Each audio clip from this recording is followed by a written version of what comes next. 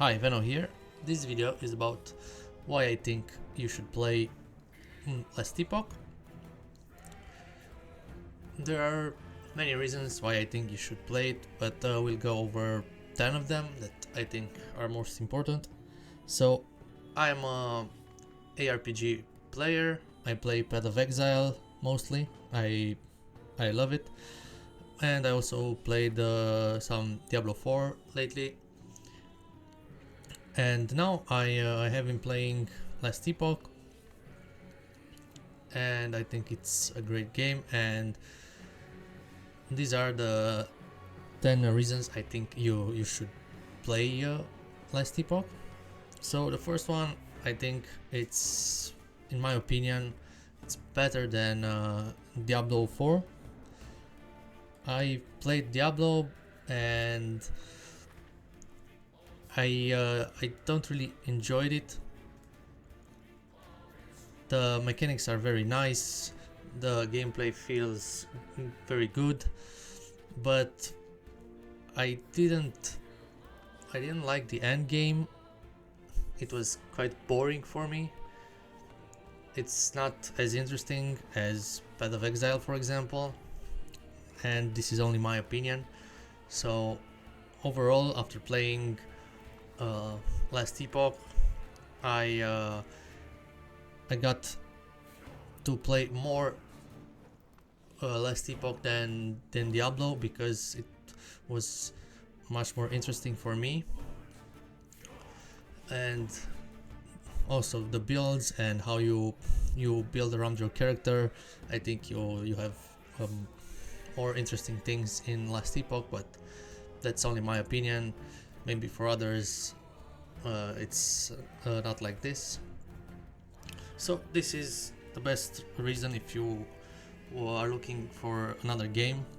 If you like Diablo, I think that you will like this game as well. So the second reason is it's not Path of Exile.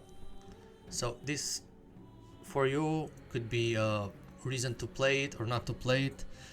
I think for new players, Path of Exile can be overwhelming. There are a lot of things. Path of Exile is a lot older and has added many things over the years, but here the things are not so complicated as Path of Exile, and you can get the hold of the game really quick. So I think if you are looking for a game like Path of Exile but not as complicated, this game is for you. I really enjoy playing it, and I don't lose so much time on thinking on how to build my character, but I play more.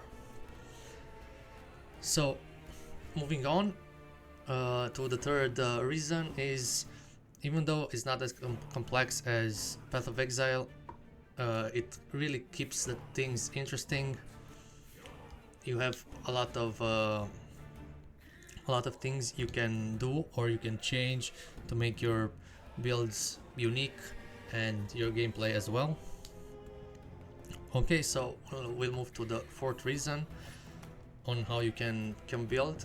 The fourth reason is you have 5 classes, 5 different classes, and each of the classes has 3 subclasses. I will show you. This is the Sentinel. This is the base class. You will get some skills for your base class, and then you can choose from 3 other subclasses, so, or masteries if you want to call them. So you have Void Knight, Forge Guard, and Paladin. I will not go over them. If you want to discover them, you have to play. Each one of them will give you different skills, and also you'll get a different passive trees. So that is the sixth passive. The sixth reason The fifth being you have a lot of skills to choose from, and you can combine them as you wish. For example, you can play a Sentinel, you can use a skill from Sentinel, and then you can choose 2 skills from Void Knight, and also you can choose some of the skills from the other classes even if you didn't chose them. A downside to this is that once you choose a mastery, you won't be able to change it later in the game. So for example, if you choose Void Knight, you won't be able to choose Forge Guard, but I will explain this later, or you can check it out and see other videos. So this is quite nice. As you can see, we have the Sentinel, the Rogue, we have the Mage, and the Primalist. And the last one, we have the Acolyte. So each one of them is it has its own skills, its own subclasses, and you can play with them however you want. So this was the 4 reasons, the classes. You will have a variety of classes and subclasses you can play. Okay, the 5th was the skills. The skills are different for each class and subclass, so you can combine them, building your own build, make it as different as possible, or a unique build. Then you have the passive trees. We'll go here into a character of mine and I'll show you how the passive tree is.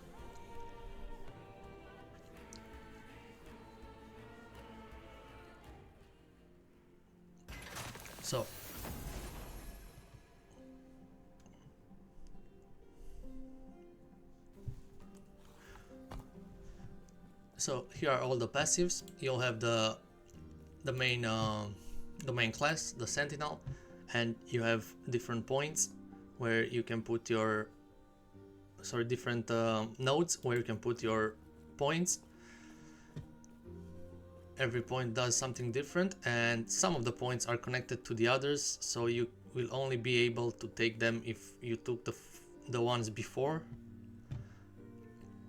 So this is the Sentinel. I'm playing Paladin on this character, and as you can see, for Paladin we have a different passive tree. And here, as you can see, I took this node to get to this one because it says it requires a point.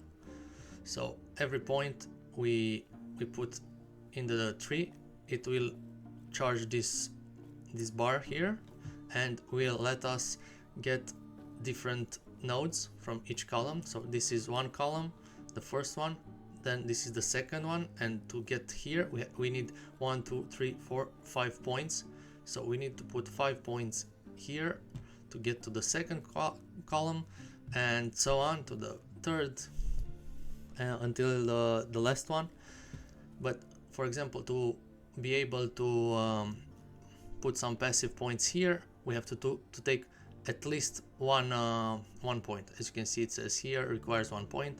For example, here we need 3 points. So yes, this is very nice, and when this bar charges, we will be able to use these spells. Also, we'll have mastery spells. When we choose a mastery, or if we put points in a mastery, we will have access to this spell. So as you can see, I have 29 points at Forge Guard as well. Even though I am playing Paladin, you can choose a different class to spend points in it, but you will only be able to spend until half of the tree. As you can see, after the half, it's blocked. You will have this chain here that won't let you move further, as well as here as Void Knight. You can only go to maximum with the class you choose. but you will be able to use some of the spells from the other subclasses. So you can build your character as you want. Maybe you need some points from different subclasses. So this is very nice. It gives a lot of variety to the game. And also we have the skills that I was talking about. You can choose from the skills that are available to your class and subclass depending on what passive points you took. And also each skill has its own tree that has different nodes. You can spend 1 point with each level. The maximum level is 20, but you can go further with the items. So talking about this, the items are very nicely done in last Epoch. We have normal items that are white. Let me show you. So this is a white item. It's a normal item. It doesn't have any stats, only the implicits. Then we have blue items with 1 or 2 affixes. This one, for example, has 1 prefix. This one has 2 affixes, 2 suffixes. And then we have the rare ones that have at least 3 affixes. The maximum is 4. So I have, as you can see, I have these purple ones. These are exalted items, and for each affix, the maximum tier is tier 5 if it's a normal item or a rare one. But if you have an exalted items, this means that 1, or as you can see here, 2 affixes can go to maximum tier 7. So as you can see, these are tier 6, but you can find tier 7 items with tier 7 affixes. So this is nice. You can build things easier by finding items with higher tiers. Okay, so we also have set items. The green ones, as you maybe know already, the set items, like in other games, if you have, for example, this one says 2. If you have 2 items of the same class or with the same name, you'll get a bonus affix, and it will be different for each set. Also we have uniques. These are uniques. These do unique stuff. You will only find them on these items, and there can be items for an individual class, like this one that is for mage, or for everything, every class. This one you can use them, for example, on any character you want. And from uniques you can transform them to legendary, like this one. Basically this is a unique that you can add another affix on it by crafting it. So yes, I really enjoy the items. Moving to the crafting, a nice thing that that last Epoch has, and why I think it's very good, is that the crafting materials go in a different stash. You don't have to have them on you all the time. You just transfer them to crafting items and they will move here. As you can see, I have 13,000 affix shards. You can view the materials you have in the others in this stash. And also I forgot to, for the itemization, you have some idols. This is different kind of items that you put on you and give you some bonuses.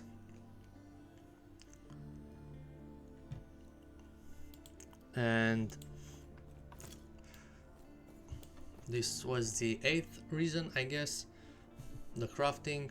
The crafting is something different than what you are used to. For example, as you can see, I'm here at the forge. We put an item here, and we have some forging potential. We can craft whatever we want, but crafting on it will consume some of the forging potential. Of course, we have different items or materials that can help us craft. For example, this one will give us a 25% chance to not use forging potential. For example, I will try to upgrade this one, and using this glyph of hope we'll upgrade, but as you can see, it took 1 forging potential. It says how much it costs. I'll try again. So now, as you can see, it didn't use any of my forging potential. So even when you craft, you have to think a little bit about it and how to get the max out of it. The 9th thing I like about Last Epoch, and I think you should really play it, it's the end game. The end game, there are some maps like this. These are some areas where you can find maps, and you can reset them. You can specifically farm different items, the ones that you need. 1 second, let it load.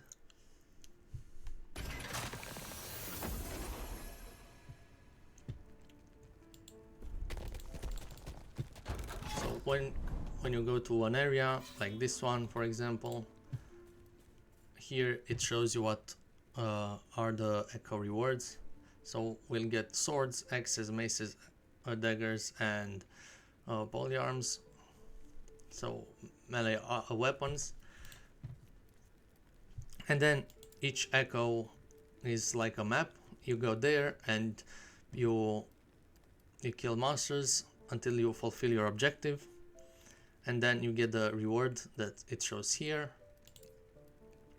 But you also get rewards from killing monsters. And then you have some bosses that you can kill. This will increase your item rarity and the experience gained. So I think it's really interesting. It wasn't boring for me, and I'm still playing it. So I think you should try it too. And the last reason I'm going to talk about is it's a new game. I think it's great to start over and be there at the beginning. You can learn all the stuff, and as the game progresses, you can keep yourself up to date easily. And being a new game, I think you will have a lot of fun trying to build your character and discovering new things. So hope you will try this game out, and hope I'll see you in the game. If you want to see more build guides or more videos about Last Epoch, please like and subscribe, and see you in the next video. Thanks for watching. Bye.